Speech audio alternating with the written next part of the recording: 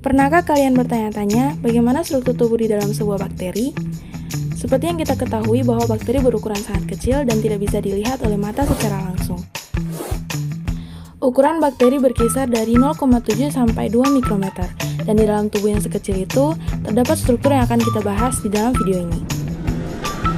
Terbagi jadi dua, yaitu struktur utama dan struktur tambahan. Dinding sel. Dinding sel bakteri memiliki struktur yang kompleks dan agak kaku, serta dapat menentukan bentuk-bentuk sel.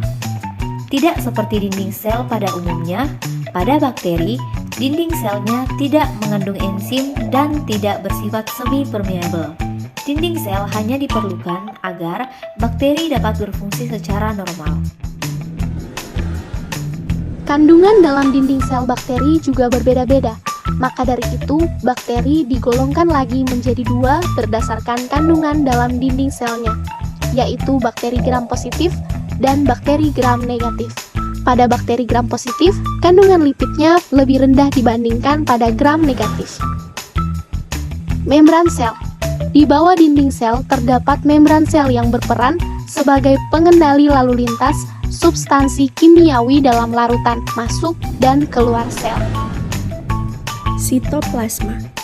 Pada sitoplasma bakteri terdapat materi inti atau nukleoid, ribosom, dan granula.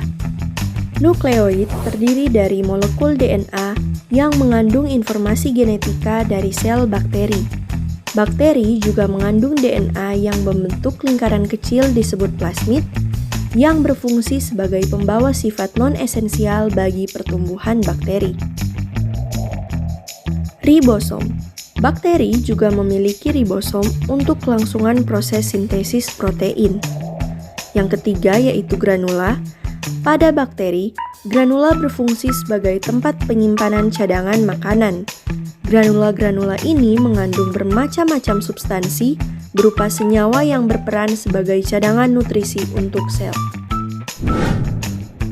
Struktur tambahan pertama ada kapsul, di mana kapsul ini terletak pada bagian keluar sel bakteri yang berfungsi untuk melindungi bakteri dari lingkungan luar dan juga berfungsi sebagai tempat penyimpanan makanan.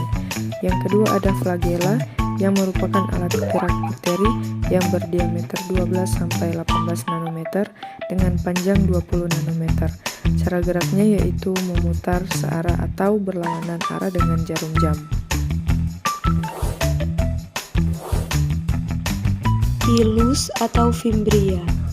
Fimbria merupakan mikrofibril berupa rambut berukuran 0,004 sampai 0,008 μm yang berfungsi membantu bakteri untuk berinteraksi dengan vakuola. Bakteri yang hidup di air dan dapat berfotosintesis umumnya mempunyai vakuola. Vakuola berfungsi sebagai pencernaan makanan. Vakuola gas pada bakteri berperan dalam mengatur jumlah gas sehingga bakteri akan meningkatkan atau mengurangi kepadatan selnya untuk dapat bergerak ke atas atau ke bawah di dalam air. Pada kondisi lingkungan buruk seperti suhu yang tinggi dan kekeringan, bakteri-bakteri tertentu akan menembalkan dinding selnya sebagai bentuk pertahanan diri. Fase inilah yang dinamakan endospora. Contohnya, yang mengalami fase endospora yaitu Bacillus dan Clostridium.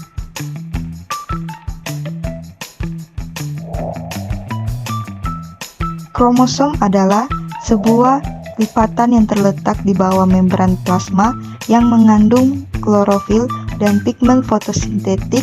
Oleh karena itu, organel yang satu ini hanya terdapat pada bakteri yang melakukan fotosintesis.